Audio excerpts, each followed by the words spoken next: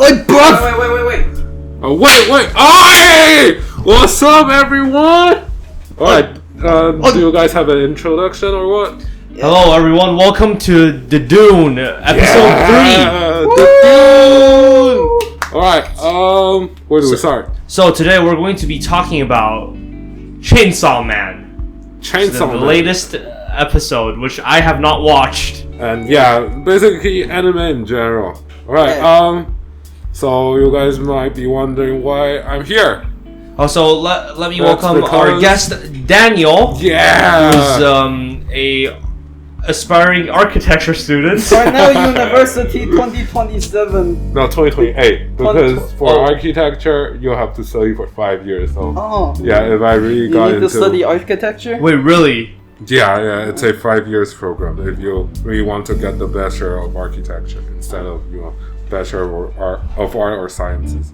Anyways, we're... No. Let's go into this topic. Okay, tell me more about architecture.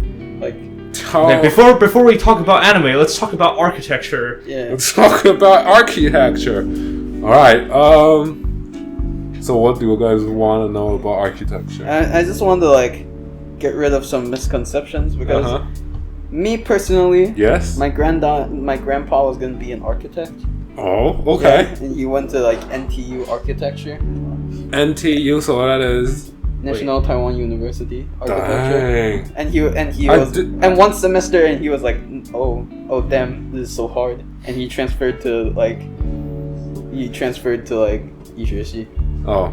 Instead of architecture because he medicine. Found, or was it not medicine? Med. Yeah, he transferred to med school instead of architecture because he found med school just 10 times easier than architecture. So what's your misconception? Yeah, it's just a super hard job that isn't that worth it.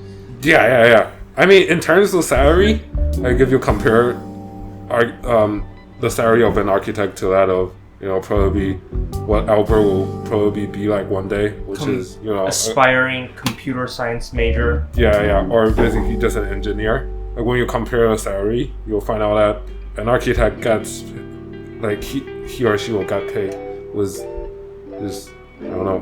Yeah, and the 50K. Yeah, 50K against what computer science majors. The graduate salary is 70, 80K. Yeah. In America, Yeah, and you need to think about how insane the workload of an architect is. Yeah, true. Would you say architecture is more of a artsy subject, or is it more math? I think it's more about the design because in terms of structural integrity and all that stuff, you can just 发包给what's that called 结构技师.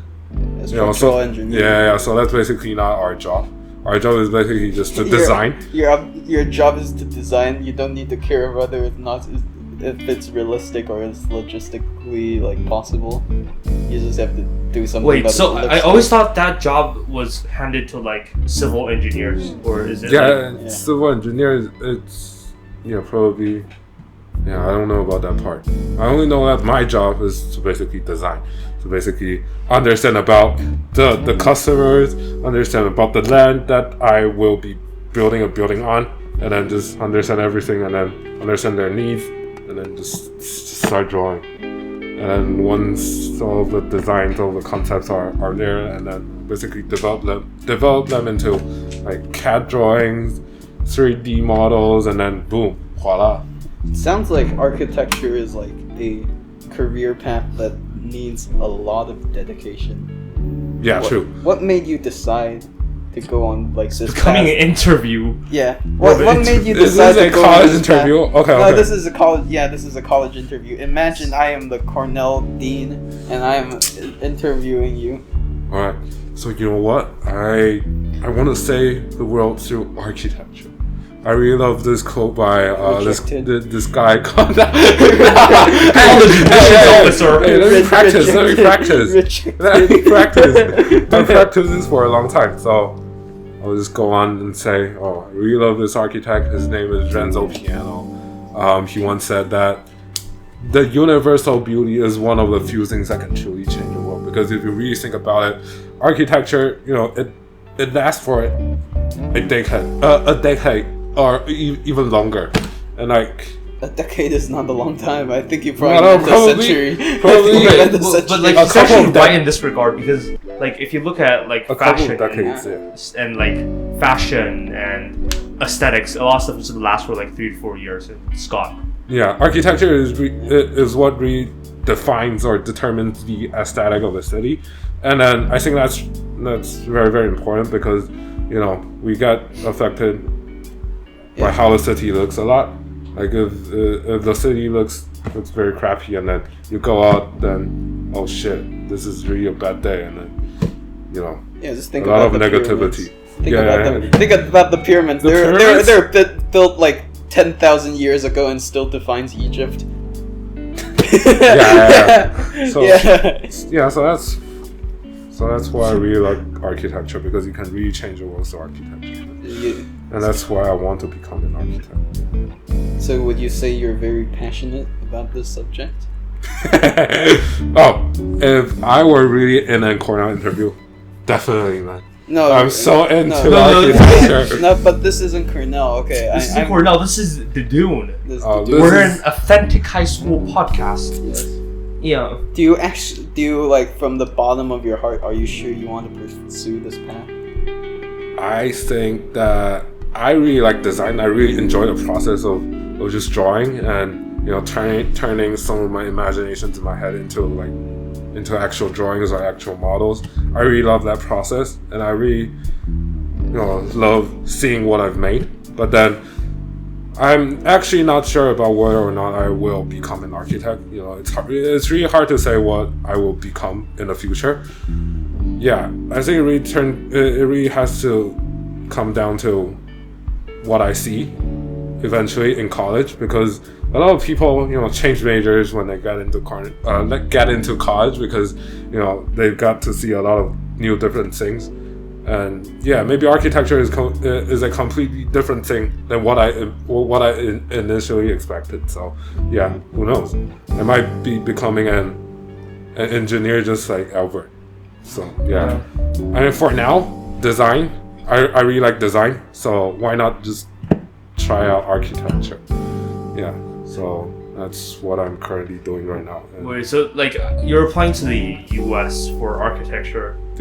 Yeah. Have you looked at other countries? Yeah, like, cause like it seems like the preparation process is unusually difficult. Like. Yeah. Because for an architecture student, you have to prepare an art portfolio beside all the other stuff that you have to do, because if you were to go into an architecture school, you're expected to have great scores.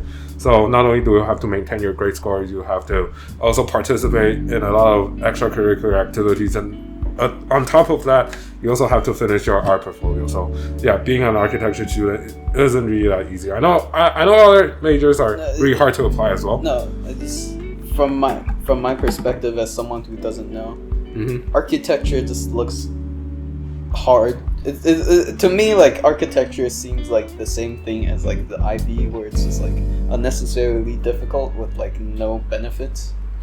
Like I feel like architecture is like, it's underrated. Like it's a whole other like system of like. Yeah, but it's just so difficult of study. Yeah, it's just so difficult. I feel like it's just not. I don't know, like.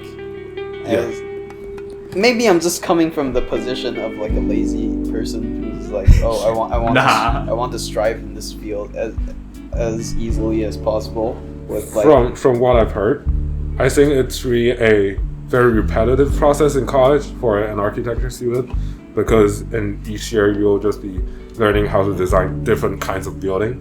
Like in Taiwan, I've heard that for the first year, you'll basically just be learning about designs in general, like just from developing your ideas into abstract models, into 3D models, and then in your second year, you'll be learning about how to design, a home, and then in your third year, you'll learn how to design a commercial building, and then, yeah, so it's really a repetitive process, and I think in terms of CP, it's CVG is very, very low because first of all, you'll have to study for 5 years, so your tuition is going to be more expensive than others, and then your salary, like it wouldn't be higher than other professions. So yeah, that are like equally as difficult. Yeah, and you'll have to pay a lot for the materials that you'll use in college. So yeah. Yeah, I'm sorry to regret my decision. No. I thought you had a passion for your subject. I really have a passion. The passion is going to carry you forward. Yeah. I don't know. We'll see how things develop. It's gonna make you shine above the rest. Okay, so like, what kind of aesthetic are you into right now? Like for architecture? Yeah. Like, are you into Japanese wooden, like Shinto, or are you going to build the next Stonehenge? Are you going to build like the next great American building, the great next skyscraper in Qatar or something like that? Nah, bro, Stonehenge. Trust me, build the Stonehenge. But I don't really like the idea of an architect must be doing this specific style. I don't want to be confined to only doing a specific style or only for a specific aesthetic. Yeah. I think what I want to do, if I really become an architect, I think what I want to do is I really want my buildings to have resemblances of the cultural heritage of the people that I'm designing for. For example, if I were to design for an Aboriginal group, then I would definitely include cultural elements that are specific to them. So I think that's what really makes a house into a home. I think there's a lot of differences between the two. Like a house is basically just an architecture, but then a home, like it's a place that really has special features or has specific characteristics that make you feel like you're actually at home. And I think that really has to do with your culture and your background. So yeah, I think including that cultural heritage or some parts of your culture into the design is really what I stand for. Damn, my bro studied for the interview. my bro. Wait, was that your pitch? Like this?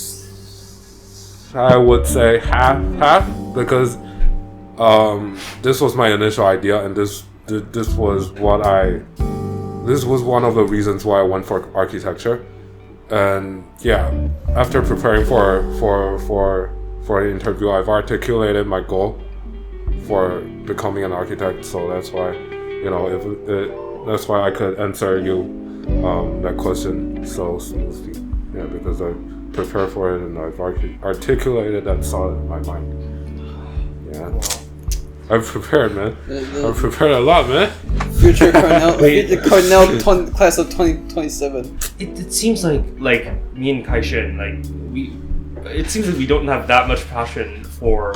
You're nowhere near as screwed as me. Like my only passion is for something that's non-academic. Wait. I don't think having you could argue that architecture is non-academic as well. No, it's just that I pretty much hate most of the academic aspects of my hobby, which is pretty bad. Me too. To be honest. Yeah, me too. I pretty much hate the academic aspect of computer science. I only enjoy the notion of designing a system and making it work. And I really suck at physics. I really hate physics because that's really the only subject that I've tried to be good at it, but then I found it really hard to be actually good at it. Although I'm starting to catch up with the progress that the class is on right now, but it's really hard for me to follow the pace. Yeah. And I mean, architecture isn't really entirely about physics, so that's one benefit of it. It's more about the design, so I'm lucky that it's not entirely about physics. So yeah, I mean, I'm pretty much similar to you. Yeah. Wow. You only like about music. I only like about designing and drawing. Yeah. Yeah, because I was in like a very competitive environment for music in elementary school, and I was very bad at it, like insanely bad. Like our school would enter like national competitions, and during the competitions, like the director would just tell me to like crouch behind the marimba because I'm just so bad. The fuck? Seriously? Yeah. She just told me this. Yeah, it's like future hair. Yeah, future hair just told me to crouch behind the marimba because I'm too bad. I feel like that's such a elitist mindset. Like, well, to be fair, future is pretty elitist. Yeah. In nature. So and it's pretty humiliating as well. I was like the oldest kid. Oh yeah. Yeah. But like, I feel like humiliating. Like all these creative things, they don't have to be technical to be good. Like, you don't have to make a technical masterpiece. Yeah, but how else are you going to prove you're good? How else Well, just make the people feel. Like, if you listen to the guy's music and you feel something, isn't that the whole point? Like, what? But what if the thing they feel is disgust? If that's because they have an elitist mindset, then that's their problem. No, it won't reflect as their problem. It'll reflect as your problem. It's a you problem. It's a you yeah, they're problem. just gonna say it's a you problem. So is that why you hate academics so much? No, like there are like aspects of academic music that I actually really like. It just so happens that, like, for example, what aspects do you like? I really enjoy like jazz vocabulary in terms of like chord harmony. Like I really enjoy learning about like ninths, 11ths, how notes relate to each other and how different modes work. I really enjoyed that, but like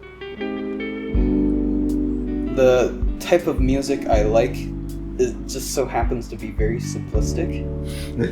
And it really sucks that like you're limited because you just don't like something. It's not because you're not good enough, you're just not passionate about this section of something. It's like if you really liked math but you only really liked complex numbers and like most of the academia is focused on calculus, yeah, and you're just looked down upon by the calculus people because complex numbers in their eyes is just, it just doesn't seem to have the same depth as calculus. Yeah, that's the problem. And like, yeah, it just kind of sucks. Yeah, because when I was studying for music theory for AP, I actually found certain aspects of music theory very rigorous. Like, there's sort of like certain rules that you have to follow, but I feel like, you know, since music is a part of art, and like you're meant to be creative. So yeah. Yeah, that's that. I feel like that's pretty fair. Yeah. So like Daniel, like, what would you do? What do you think about like the entire preparation process? Like, you said you had to submit like this art portfolio, but so like, did you have to stay at school or like cram tons of hours in over strenuous nights and like when you go to the balcony and you just feel depressed because you've been spending so many hours into this craft and nobody seems to notice, seems to admire. I think compared to Popo, like, because she's also applying for an art school. Okay, yeah. I'm probably a bit more luckier because for most of the architecture school, you're only required to submit 15 to 20 slides. But I think for Popo, her minimum amount is probably 30 slides or so. Yeah, because she's applying to fine arts. Yeah. I know they're a bit different, but yeah, I mean, because I'm a part of, I'm taking visual arts and DP, so I think I probably took 3 or 4 artworks out of my curriculum to put it into my to put it into my portfolio. So the process was relatively easier for me, but I think it still was really hard for me because yeah, I still have to finish like 10 or 11 or so artworks. Damn. Beside the rigorous schoolwork and stuff. It just seems like an impossible job. Like, imagine having to work like every night basically, and then just like grind out those. Even like, because art is something that you like get like a sudden pulse of like realization, and you just start working on it. It's not like you can just. It's not like you can just like I'm gonna draw, and then you draw something great. You have to have like that spark. True. And like That's having so just and having just have to grind at it for like so many days. It's just. And just like it feels like extremely difficult. You just have to have like the discipline and the base amount of drive for you to be able to come up with some of that stuff. Yeah, I completely agree because I really like the quote 先求有再求好. Wait, what's that in English? I don't know. Something's better than nothing. Yeah. Something's better than nothing. Yeah. Because a lot of my works in my art portfolio are actually they actually were probably made 2 or 3 years ago, but I didn't really like them that much because I think they are pretty shit. But then after reviewing, please do not use profanity. This is a PG podcast. Yeah, they are pretty bad. But then after. I mean, retrospectively, they're actually quite good. They're not that bad. Wait, you can. I think you can think of your past artwork as like a part of your history. Yeah. If you think about it, that's a bit more. I think the current you can accept that more. Yeah. Yeah. Wait, actually, I'm pretty interested. As a art student, what do you think of like we were gonna talk about Chainsaw Man and anime, right? What's your opinion on anime? No. That's a sharp turn, man. No, so like, okay, like as an art student, when you watch that stuff, do you have like what's that called? Metacognition. Like, can you just like are you able to like notice some features in the thing that you would say you aren't able to like? If you're not that like if I'm still in the interview, then I would say definitely yes. But then when I was watching Chainsaw Man, all I noticed was big pies.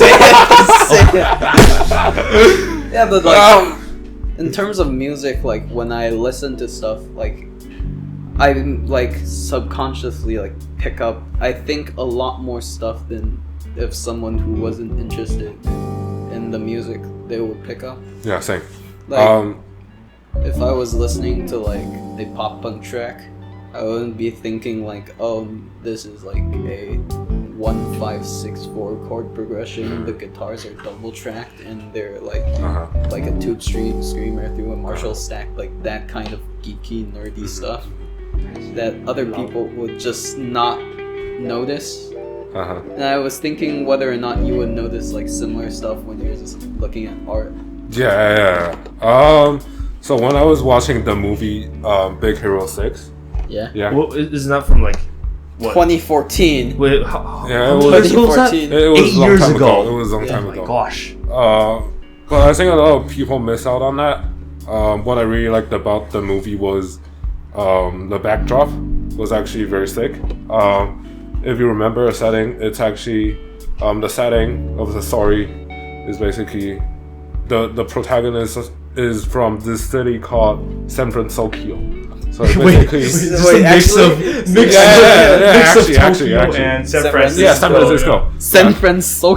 So basically, half the landscape was San Francisco, so you have a lot of slopes and all that. But then, if you look at the architecture, you actually see a lot of Japanese Chinese designs. You'll have those temples designed and then embedded into the American style of building. And yeah, I think that's what I really like about the movie because I think it's actually a very good blend of the two cultures, and it was just sort of cool. I think if probably a lot of people missed out on that. pretty some insightful. I've never because I don't think I have the creative rigor and ability to notice stuff. So when I watch anime, I'm just or when I read probably not literature, because I've taken literature courses, but when I just go through art, or when I watch a movie, I'm just I'm being controlled by the techniques that you analyze. Yeah. The first time when I first watched Baker 06, I didn't notice that stuff. That was probably 3 years or 4 years later when I watched it the second time, and I started to notice that, oh wait, there's Sakura. Yeah. There's a lot of things you don't notice when you listen or look at stuff as a child. Do you guys know do you guys remember Major Lazer? Major Lazer. It was an EDM producer. Is that they had the guy made I need water. somebody to lean on. Oh, You know that song has a keyboard solo? Did you know that song has a keyboard solo? I revisited that song as a 17-year-old when I first listened to it at 9 years old. I found out that it has a sick keyboard solo. And what's the rhythm like? I already forgot. I just remember it's sick. It's just insane type of solo. What? Yeah, and it was wow. I was listening to this stuff as a 9-year-old. Yeah. Do you guys have a remote? This? For this? Yeah, okay. Well, you're gonna put on Major Lazer. No, let's not put on that. But no, so we can show stuff when we're talking about it. Maybe it won't even show up in the camera. No, it doesn't have to show up in the camera. We can edit it afterwards. Yeah. Yeah. I mean, let's go back to the topic. Anime. Yeah, anime. So what do you guys think is a good recent anime? And don't say Arcane or Cyberpunk Edge Runner, because those have been mentioned I actually haven't watched those. I don't really care about anime, to be honest. I just don't care. I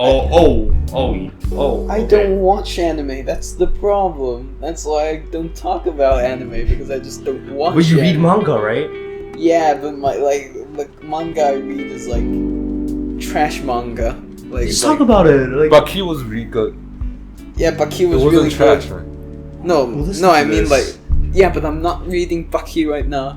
If I told you what I'm reading right now, everyone watching would be very disappointed, including you two. Yeah. That's the level of terrible the stuff I'm watching is. Okay. I feel I watched some pretty terrible stuff as well. Have you guys ever heard of this one right here? No, this one is nowhere near what I'm watching. What I'm watching is actually the bottom of the barrel stuff. You know this is really bad already, right? Yeah, I know. Yeah. Okay, so we're talking about Domestic Girlfriend. Which is have you heard of it? Yeah, I've heard of it. It's this anime where a guy, his parents, his mom died, and his stepmom is his stepsister happened. No. Let me explain this. Okay. The story starts off right with this guy. He has a night of passion. He has a night of passion with this lady. Exchange, yeah. Passionate exchange with this lady, and he was oh, this was a one-off thing. This is just a fling. I will never see this person again. And then when he goes home, his dad is and to give more context, this guy is also in love with his teacher. So that's something to keep in mind. Yeah. Okay. Yeah, and so he goes home, right, and his dad is yo, son. Hey, son. Hello, son. I heard your mother died. Getting remarried. I'm getting remarried. Here's your new mother. With your two new stepsisters. Guess who they are? Yeah. Guess who they are? The girl he had a one-night stand with. Oh, no. And the teacher. That's the level of filth in this thing. If you're intrigued by it, you can go watch it. I don't advise it, but the songs are very nice. So yeah, make of it what you will. Yeah, but it's one of those what do you call it? Trash. Trash. Guilty pleasures. No, it's just trash. It's just trash. I would consider one of my guilty pleasures, and Yeah, Kaishin, do you have any guilty pleasures? Everything. That's why I'm not talking about them. That's why I'm not talking about them. I will not talk about them. They're so terrible. They're like actual garbage. But I think one of the reasons why animes do really good is because they are very relatable. Because if you really think about it, a lot of the protagonists in animes are, like 日本肥宅. Oh, otakus, yeah. Yeah. And I believe that most of the people who watch anime are also 日本肥宅. And so that's why they're very relatable, because all of the protagonists in the animes like end up having a girlfriend or end up being a hero or something like that. So this is power fantasy. Something I want to like critique about anime is that I feel like there's two types of anime. Mm-hmm. There is the one that embraces like the Japanese like the artistic aspect of Japanese culture, like the beautiful imagery, like Grave of Fireflies. Yeah, or like you know how Violet Evergarden with like the great Japanese technical art skills, and then there's sorry to interrupt. Let's welcome welcome to recording. Yo, bruv, you're in the scene. Yo, bruv. Let's welcome and then there's Domestic Girlfriend. And then there's Chainsaw Man. Yeah, you relate to Denji? which is just like big old pile. Oh wow, guys, let's go. Okay, to give context, right now there's a really popular show called Chainsaw Man. The main character is called Denji. Yeah. And he's a young man with one life goal. He wants to touch his female boss's breasts. I don't know how to I don't know how to explain this eloquently. That's pretty much the plot. Wait, really? Pretty much. Yeah, that's basically it. Yeah, but people enjoy it, so I guess it earns money. It's in popular culture. Yeah. Wait, can you imagine like 20 years, not even 20, like 10 years down the lane, people just doing like a literary analysis of Chainsaw Man. The need to touch breasts. The need for sexual expression. Non-literary source Chainsaw Man. Literary source Lolita or something.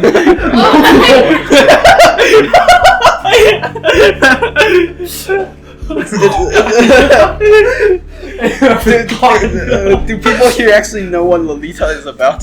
So gone. Yeah. Yeah. You want to join us? Are you interested in joining us? I've joined before. Yeah, it's okay. We can welcome back our guests from welcome our back. second episode. No, this is actually our third episode. No, second episode in a row. The second episode for her. Yeah. Okay. Yeah, you can be the Chris Broad of Dudune. The what? Chris Broad of Dudune. Chris Broad. Okay. Yeah. And wait, instead of watching anime, have you watched any like TV shows or movies? TV shows, Master Chef Canada, Eric Chong, my bro. I rooted for him in grade 4, and guess what? He ended up winning Master Chef Canada and opening a restaurant in Toronto called R&D with chef and engineer Alvin Leung. He is a Chad, and like in season 5 when he came back, he was like absolutely ripped, like his biceps were like larger than his head, and he was like manning the wok like this. And he was like, "Oh, you just do the lobster chow mein like this. It's so easy. It's so easy." And he was like an absolute Chad. Yeah. I feel like a lot of Asian dudes on that on that sort of series are actually pretty good. I've actually never watched Master Chef Canada.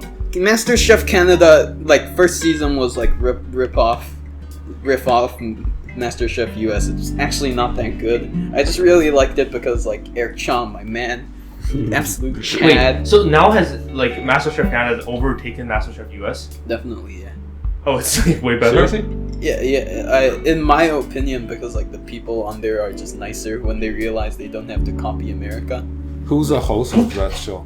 Is it show Gordon Ramsay or? No, it's Alvin Leung, Michael Bonaccini, and Claudio, I forgot his name because I didn't like him. I thought the only reason why people watched the US edition was because Gordon Ramsay was a part of it. So it's actually quite surprising that the Canada edition was also gluten free.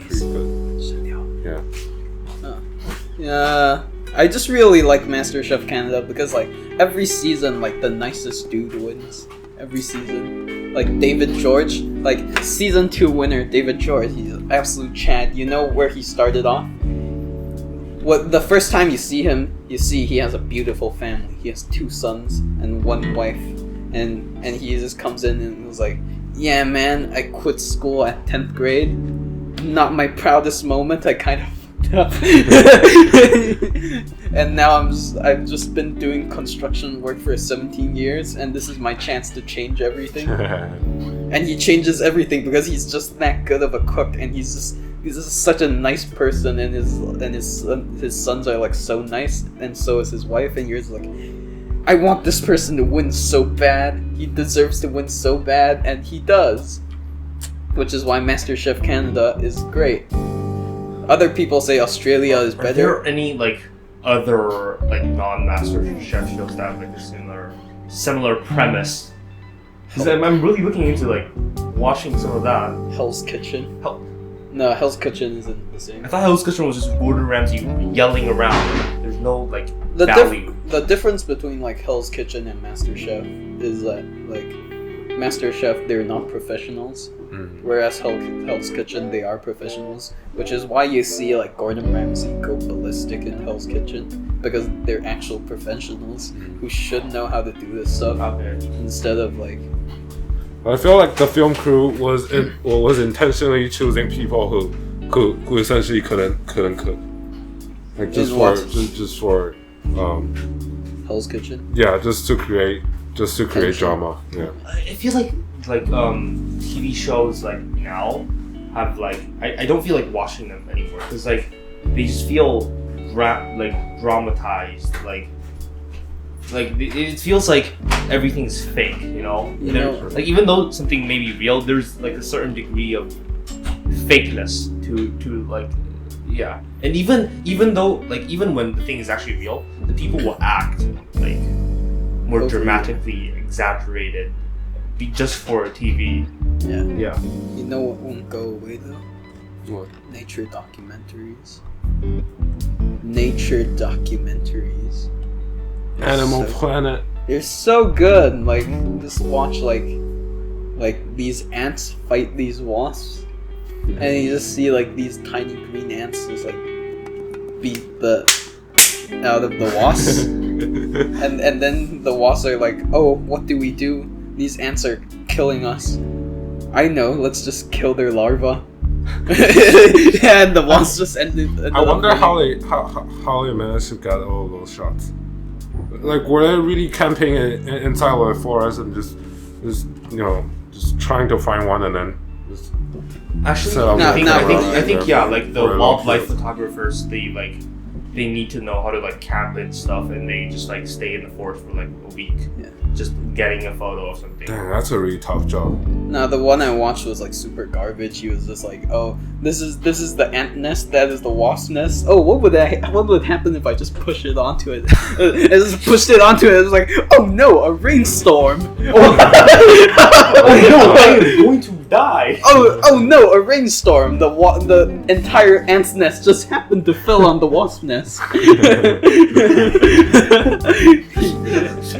Yeah, it's pretty garbage. I feel like that is the kind of video you would want to watch when you're like exhausted and going back home, and you're just like, I need some of that satisfaction, need some of that craze and insanity, and you're just like, go home, lie on the bed, open up your iPad or TV or whatever you're watching from, just like pop up like a shitty video. Yeah. I know it's pretty shitty, but it's also pretty cruel. Like, he's just killing these animals. Natural cycle of life. Yeah. Yeah, I agree. Okay, natural cycle of life. Yeah. Okay, what about TV series? What do you think about the downfall of Cartoon Network? I think it was I think it was inevitable. I thought They didn't disband. I thought it was just like a misinformation. No. I don't know, but I haven't watched Cartoon Network in like 10 years. Yeah, my So- memories still. Yeah, exactly. My memories were still. Wait, I believe that they have changed their channel number into 8 or something.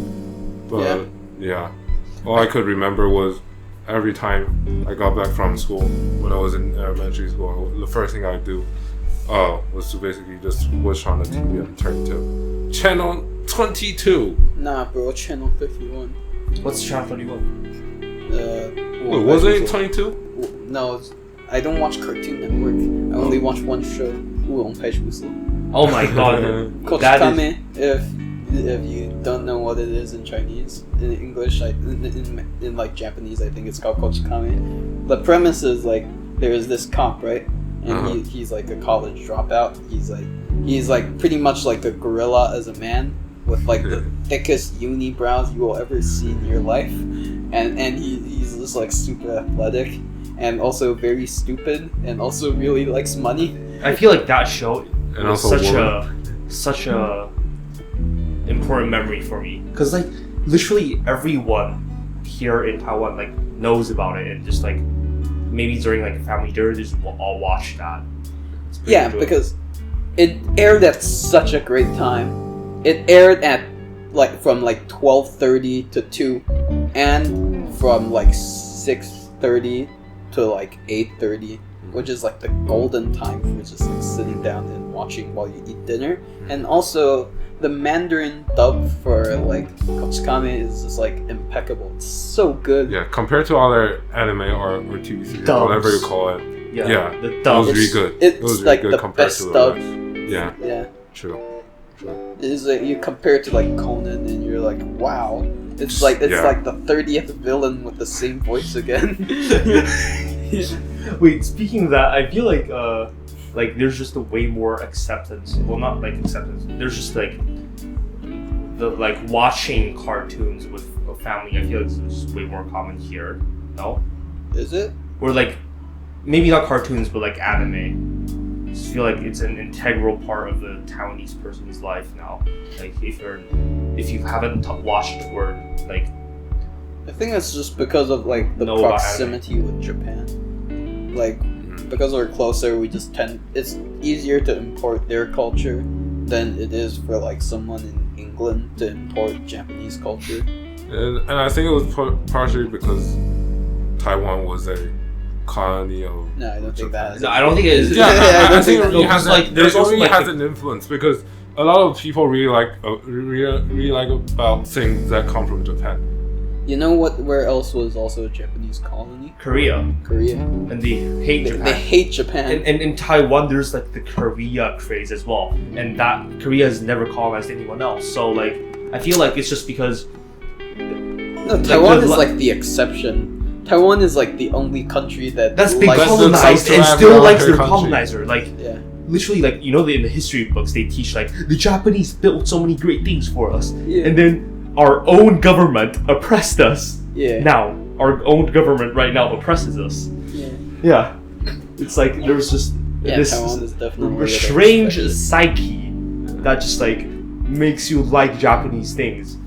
Yeah. Maybe it's the mindset. Maybe it's like I don't know, the culture, the proximity to Japanese culture that makes us enjoy Japanese related stuff more.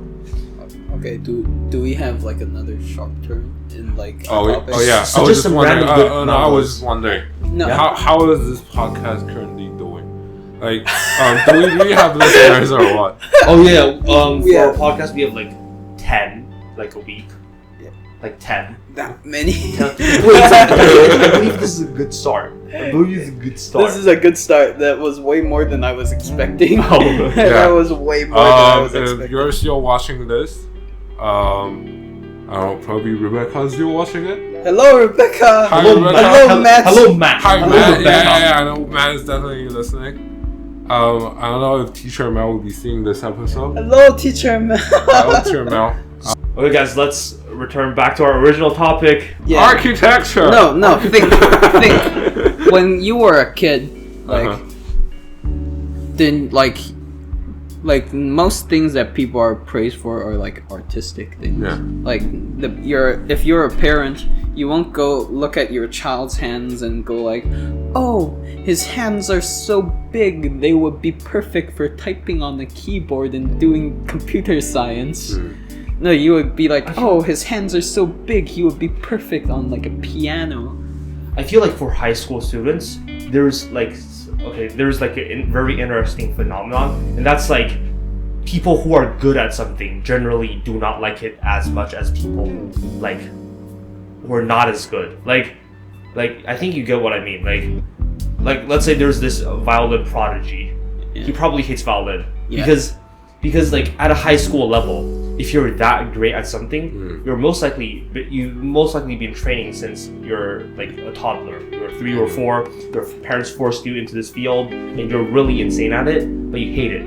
So like in high school, most of the people who actually enjoy the thing are like intermediately good at it. Yeah. They're not like insane or like a master at that thing. Yeah. So I just feel like art is sort of like fetishized in like parents in like their expectations for their child.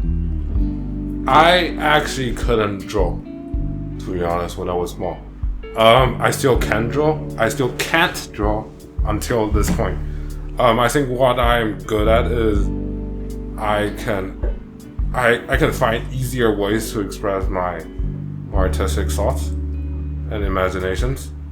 And so that's why in my portfolio you'll see a lot of expressive works.